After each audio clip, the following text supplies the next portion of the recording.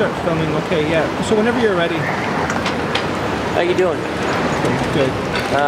Dave, Keith, if you're watching this, I hope your trip, if you guys end up going to San Francisco, well, thank you very much. Thank you. If you guys go to San Francisco, cheers. But,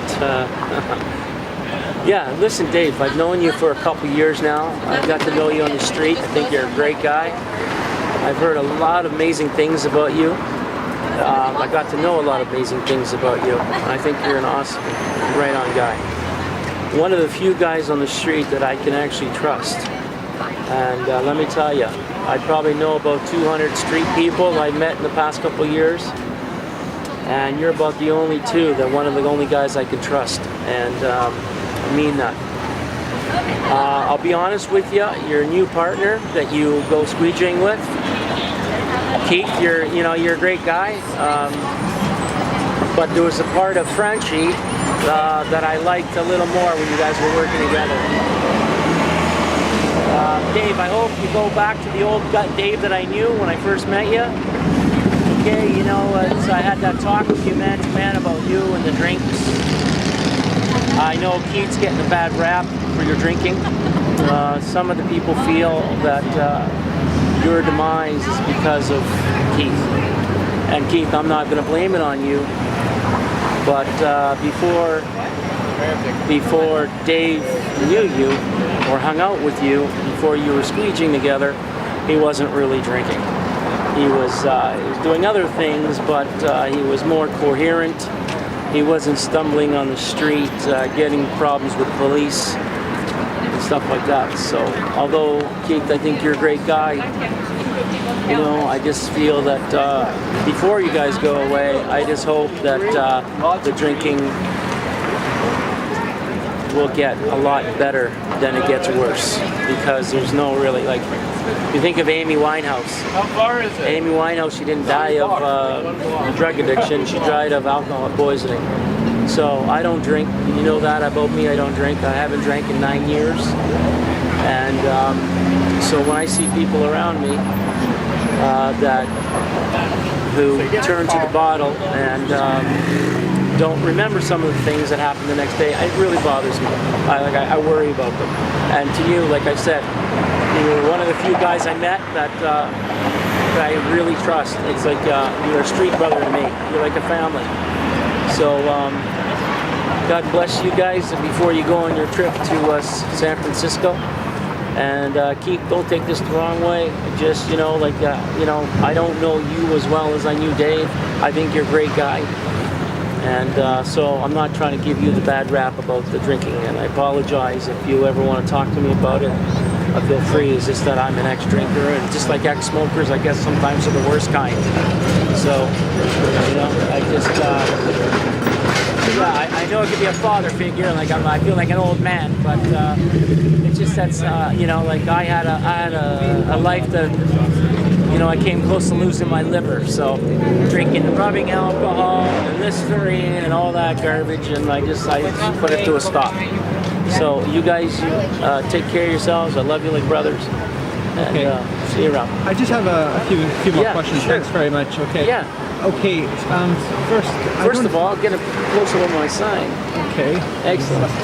Yeah, I like the sunflowers or yeah, I happy could pick faces. them off here. Someone tried to cover up pears. Native Indian lady. That's her tag, and I see. her ex-boyfriend was mad at her, and she said some bad words. She's a cunt. So I think she tried to cover up with some stickers. But anyways. Okay, yeah, you're not the only one who feels that way about Keith. I've heard Carly voice that same opinion. And, that's how I got the opinion, because, when you say the word Dave and Keith, it's like, it comes up. Dave and Keith, it's like Heineken, you know what I mean? Yeah. It's like McDonald's, milk and cookies, coffee and cigarettes. Dave and Keith, the booze outfit. What do you know about their proposed trip? No, I understand that they're going to go to San Francisco, and you know what?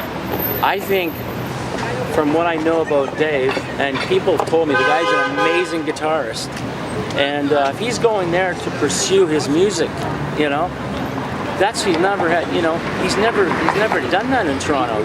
He doesn't busk. He goes around squeegeeing. I mean, pick up a guitar. Like get the right guys together that you jam with.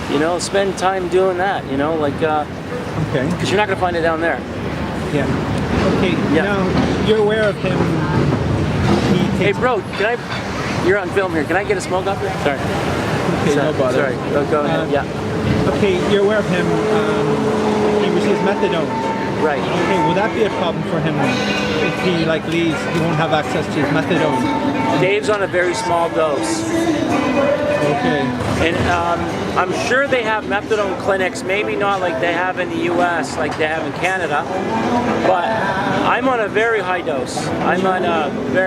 Dave is nothing.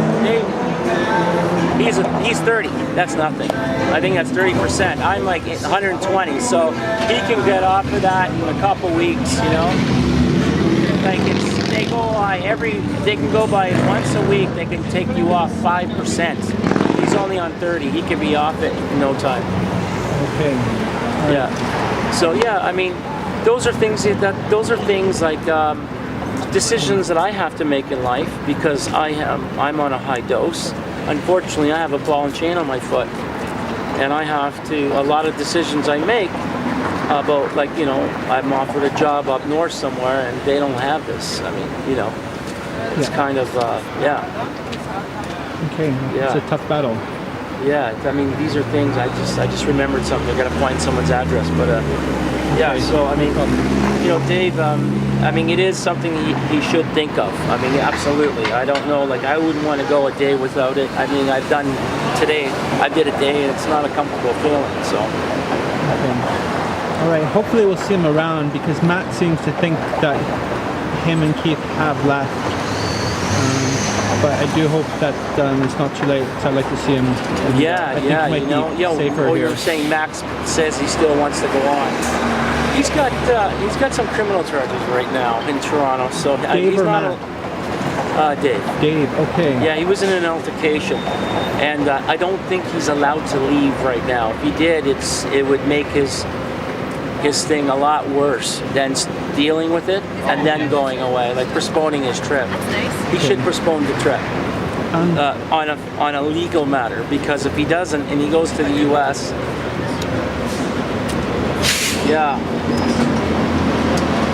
you know what? You'd have to. When you have criminal charges in Canada, you need a waiver to get into the U.S. But these guys are going to jump on. I don't think they'll do it that way. They'll be jumping on a train and taking it, go out west and come down to the south. There was talk about them trying to cross a mountain. Right. Yeah. I don't know how feasible that is. Hey, listen, it's cold. man, I mean, it would be, but it's something you'd have to plan for. Yeah. You'd have to plan for. The altercation, did it involve like a police officer? Oh, he got arrested. Okay. Was it because he was cleaning windows? No. Something happened very creepy. A man with a camera came up to some young girls on the street. Yeah. And Dave was walking by, and these women felt threatened by this creepy man asking to come back to his place, and he was trying to film them. And so he stepped in and he kind of intervened and kind of protected the women in a physical way. So he had some charges against him because of it. But he didn't mean to hurt him. He meant to protect these women. Like this man was he was like creepy. He was creepy. He was Was he possibly about 50 years old, skinny, goatee, spoke with an English accent? Did you ever meet him? No, I never. I don't think that's the man. Oh, okay.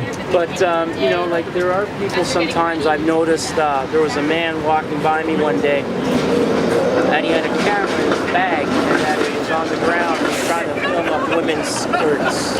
That we brought it to the police attention. Right. Max and I called. We let the police know about this creepy guy. Yeah. Okay.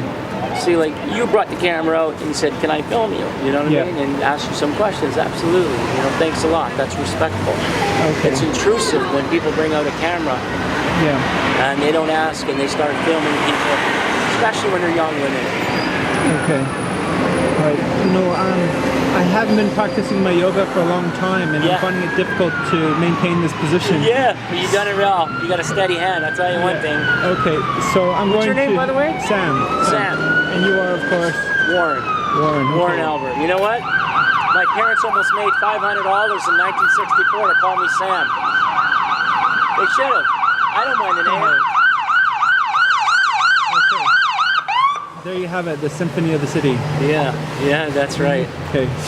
Okay, Okay, Warren, Sam. thanks very much. Take care of yourself, buddy. I hope I have a good trip back to Ireland. And Keith, Yeah. no offense, I've known Dave. I feel like a lot, I feel a real strong bond with him, and I just wanted to say what people were saying about the relationship, Okay, take care. I know, that's what I was just thinking.